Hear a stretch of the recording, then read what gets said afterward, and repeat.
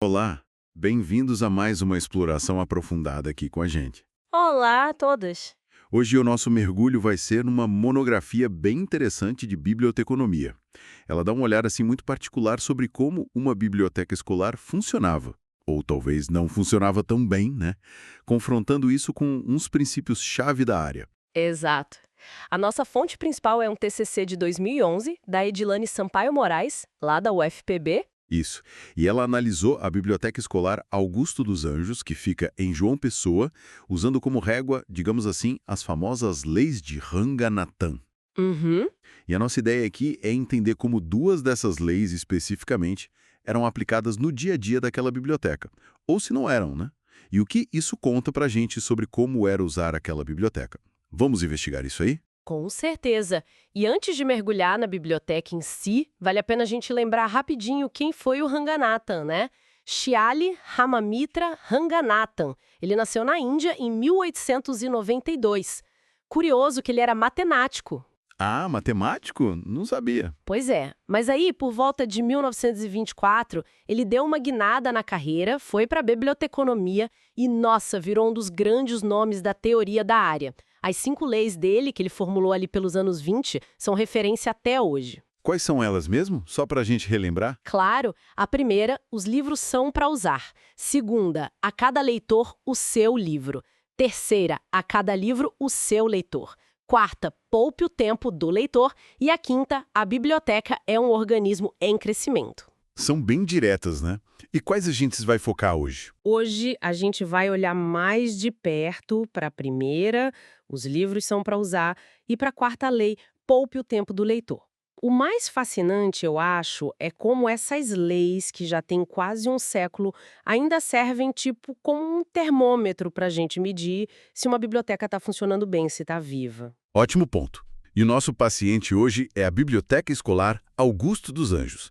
Ela fica lá no Centro Profissionalizante Deputado Antônio Cabral, o CPDAC, em João Pessoa, Paraíba. Certo. O nome é uma homenagem, de 2005, ao poeta paraibano Augusto dos Anjos.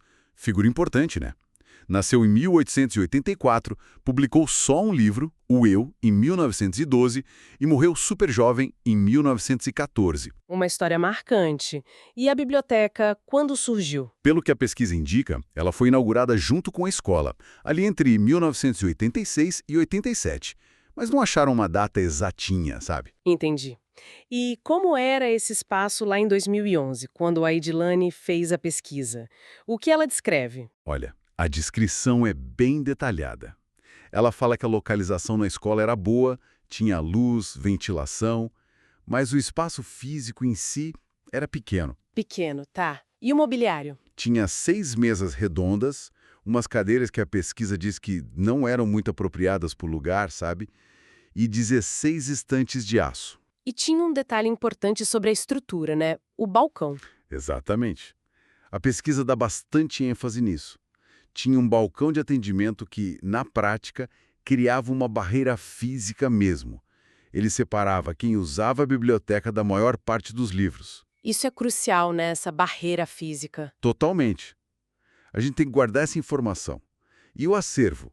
O que tinha lá para consultar em 2011? Pela descrição, era um acervo bem tradicional de escola, eu diria. Obras de referência, tipo enciclopédias, dicionários. O básico, né? Isso.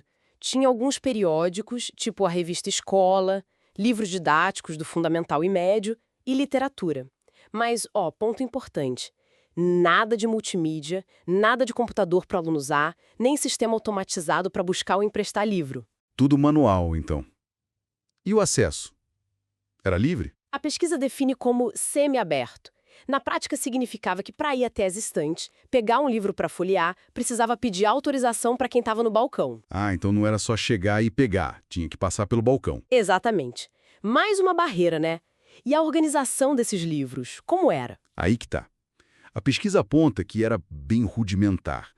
Não usavam sistemas padrões tipo CDU ou CDD. Que são basicamente as ferramentas universais para organizar, né? Para facilitar a busca, principalmente para quem não conhece ou em acervos maiores. Pois é. Lá, a organização era só com umas etiquetas bem básicas nas prateleiras, indicando o nome da disciplina escolar, tipo português, matemática. Entendi. Bem simples mesmo. Isso deve ter um impacto grande na hora de achar as coisas, né? Principalmente se você não sabe exatamente o que quer. Com certeza. A gente vai voltar nisso. Mas e o pessoal? Quem cuidava da biblioteca? Então, a pesquisa identificou que tinha um bibliotecário formado, o Agamenon Ramanho Paletó. Ele ficava nos turnos da manhã e da noite. Ok, um profissional qualificado. Sim, nesses turnos sim. Mas no turno da tarde, a responsável era uma funcionária pública, Inácia de Fátima Bezerra Queiros.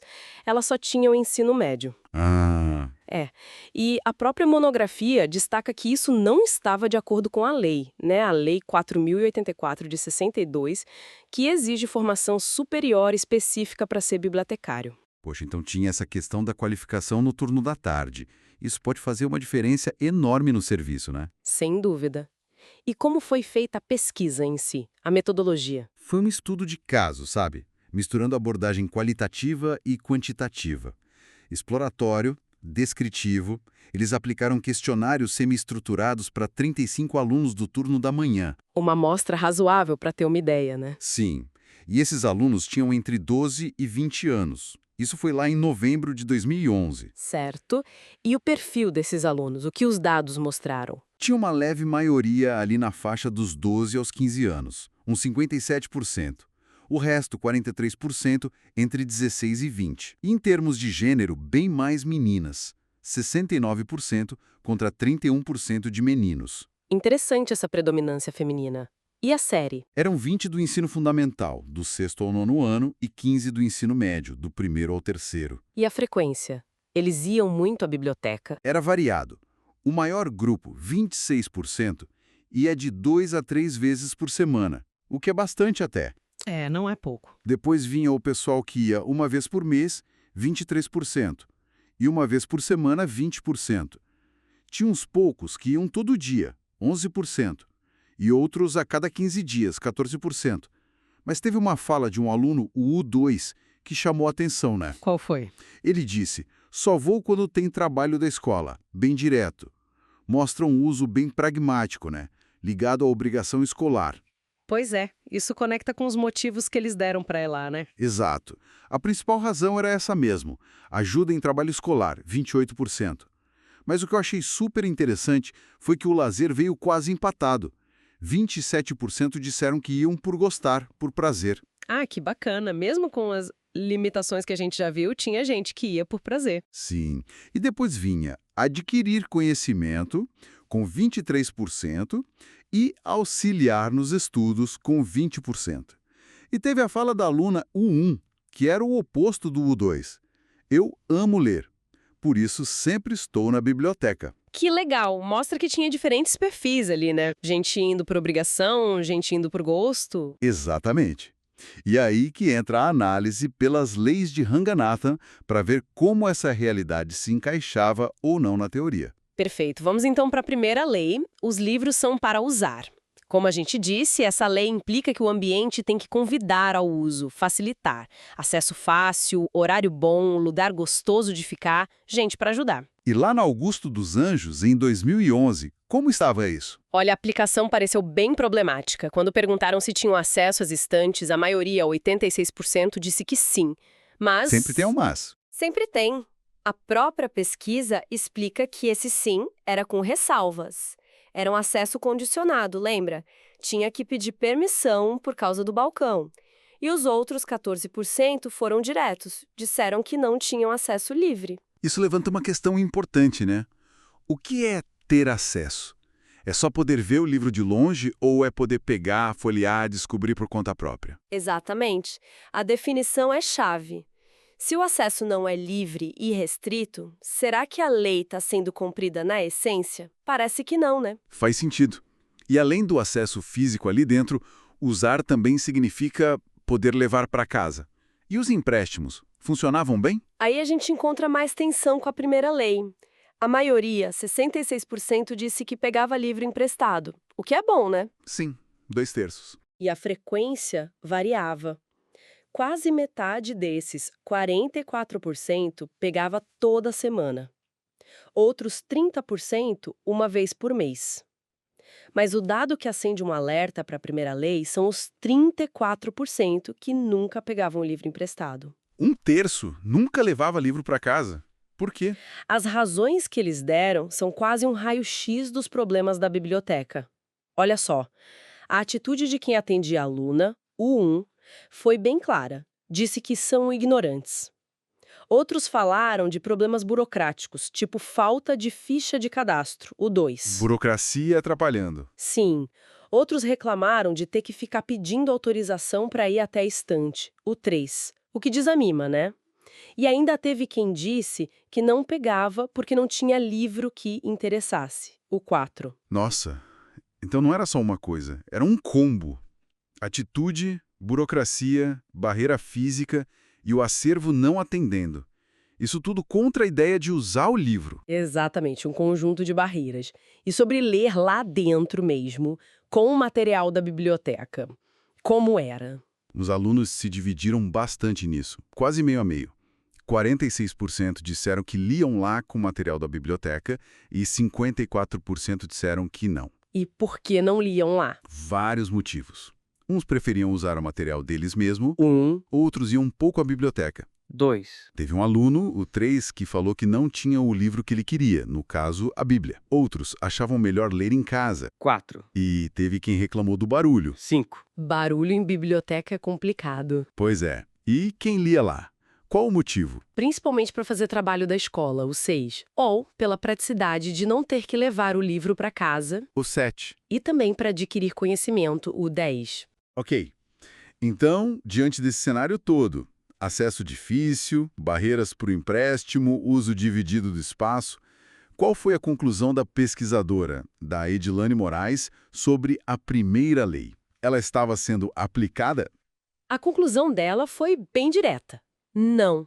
A primeira lei, os livros são para usar, não estava sendo aplicada de forma efetiva na Biblioteca Augusto dos Anjos naquela época. Forte. Sim, porque todas aquelas barreiras que a gente falou, a física do balcão, a de atitude, a administrativa, a da coleção não ser tão interessante para alguns e a falta de profissional qualificado à tarde, tudo isso junto limitava demais o uso. Impedia que os livros fossem realmente usados como Ranganathan imaginou. A pesquisa até conectou isso com normas de acessibilidade, sabe? A NBR 9050, a Lei 10.098. Mostrando que a própria estrutura e gestão criavam obstáculos. Exatamente. Um quadro bem desafiador para a primeira lei. Agora vamos para a quarta. Poupe o tempo do leitor. Essa parece focar mais na eficiência, né? Rapidez, organização. Como a biblioteca se saiu nesse ponto? O atendimento era rápido? Os resultados aí também mostraram uma divisão. Menos da metade, 46%, achou atendimento rápido. Uma parte considerável, 26%, achou demorado e 28% nem observaram ou não tinham opinião formada. Menos da metade achando rápido. Já indica alguma coisa, né? Que o tempo do pessoal não estava sendo tão otimizado assim. Exato, já é um sinal amarelo, digamos. E a organização do acervo? A forma como os livros estavam lá ajudavam a achar rápido? Porque os dados mostraram que 66% achavam que facilitava achar informação. Isso parece bom, não? Parece, à primeira vista, esse número de 66% é alto. Mas a gente precisa colocar em contexto. Lembra como era a organização? Ah, sim. Bem básica, só por disciplina, sem padrão técnico. Pois é. Essa facilidade de 2/3 sentiram pode muito bem vir da familiaridade. Tipo, o acervo era pequeno, talvez não mudasse muito, então quem usava sempre acabava decorando onde ficavam as coisas. Não era provavelmente por causa de um sistema de organização eficiente em si. Entendi. A familiaridade podia mascarar a ineficiência do sistema para quem chegasse de novo, por exemplo. Exatamente. Um sistema tão simples assim dificilmente pouparia o tempo de um novato ou de alguém buscando algo fora do óbvio das disciplinas. Não reflete a eficiência que a quarta lei pede. Boa observação. E a sinalização? As plaquinhas nas estantes para guiar as pessoas. Ajudavam? Aí, a falha em poupar o tempo do leitor ficou ainda mais evidente. Para a maioria, a sinalização era como se não existisse ou não fizesse diferença. Olha só, 34% disseram que nem repararam o que tinha. Nossa. 17% afirmaram que não existia mesmo. E 14% acharam indiferente. Só 32%, menos de um terço, disseram que a sinalização ajudou a achar o que procuravam mais rápido. Muito baixo. E as falas dos alunos são, de novo, muito claras. O 1 perguntou: quando existe sinalização, faz diferença? Outro, o 2, foi direto: não existe sinalização. E um terceiro, o 3, descreveu como fazia para achar um livro. Peço no balcão e fico esperando a atendente me dar o livro. Esperando. Quer dizer, o oposto de poupar o tempo, né? Dependendo totalmente de outra pessoa. Exatamente. É a antítese da quarta lei. Então, juntando esses pontos, atendimento não tão rápido para muitos, organização familiar mais ineficiente, sinalização quase invisível, a conclusão sobre a quarta lei deve ter sido parecida com a da primeira, imagino. Foi sim. A análise da Edilane Moraes concluiu que a quarta lei, poupe o tempo do leitor, também não era cumprida na prática ali em 2011. O atendimento não era visto como rápido pela maioria, a organização era deficiente do ponto de vista técnico e a sinalização era inadequada ou inexistente para quase todo mundo. O tempo do leitor que é valioso não estava sendo economizado. Entendido. Então, resumindo as descobertas principais dessa investigação de 2011, o que ela mostra de mais fundamental para a gente? Olha, ela revela um abismo, sabe? Entre a teoria bonita, os princípios que deveriam guiar uma biblioteca escolar, no caso, as leis de Ranganathan, e o que acontecia na prática naquele lugar específico.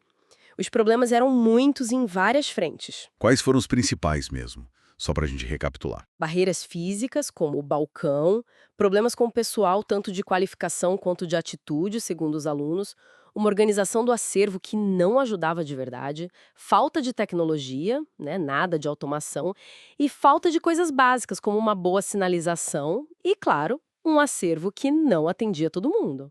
Um conjunto de fatores bem complexo. Sim. E quando a gente junta tudo isso, fica claro como a infraestrutura, a gestão, os processos, como tudo isso pode acabar minando a missão da biblioteca na escola, que é conectar as pessoas com a informação. E essa missão é super importante. A monografia até cita o manifesto da IFLA Unesco para a biblioteca escolar, né? Reforçando esse papel dela na educação, informar leitores críticos, gente que sabe usar a informação. Exato. E o legal é que a pesquisa não ficou só no diagnóstico dos problemas, ela também propôs soluções, recomendações para a Biblioteca Augusto dos Anjos. Ah, que bom! O que ela sugeriu? Várias coisas bem práticas, desde contratar um bibliotecário formado para o turno da tarde, que era o problemático, né? Até criar projetos para incentivar a leitura, mais parceria entre professor e biblioteca. Coisas para engajar mais os alunos. Isso, e também divulgar melhor o que a biblioteca tinha, talvez com um blog ou murais. Colocar computador com internet para os alunos, automatizar o acervo para facilitar a busca e o empréstimo, criar um sistema para avaliar o serviço todo ano e até formar um comitê para acompanhar as melhorias. E sugeriu até promover concursos culturais locais. Nossa, um plano bem completo mesmo. Mostra que tinha muito espaço para melhorar. Sem dúvida. O que essa análise toda deixa claro para mim é essa distância que pode existir entre o ideal, a teoria e a realidade do dia a dia, principalmente quando faltam recursos, né? Mas mostra mais ainda como é fundamental a gente avaliar sempre, ouvir quem usa o serviço, para saber onde está pegando e como melhorar. Exatamente.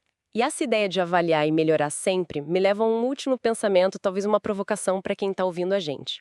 Esse estudo é uma foto de 2011, já se passou mais de uma década. Verdade, muita coisa pode ter mudado. Ou não. Pois é, fica a pergunta. Como será que essas questões de acesso, de tempo do leitor, de acervo adequado, de pessoal qualificado evoluíram nas bibliotecas escolares do Brasil de lá para cá? Será que aquelas barreiras que a gente viu na Augusto dos Anjos, físicas, humanas, de organização, ainda são comuns em muitas escolas por aí? Será que elas ainda impedem as bibliotecas de cumprirem todo o seu potencial? Uma reflexão muito pertinente. O quanto avançamos ou não nesse cenário. Fica essa questão no ar, né, sobre o estado atual e o poder de transformação que esses espaços têm ou poderiam ter. Uma questão fundamental, sem dúvida. E com essa reflexão, a gente encerra a nossa análise de hoje. Muito obrigado pela companhia de todos nessa exploração da Biblioteca Escolar Augusto dos Anjos pelas lentes de Ranganathan.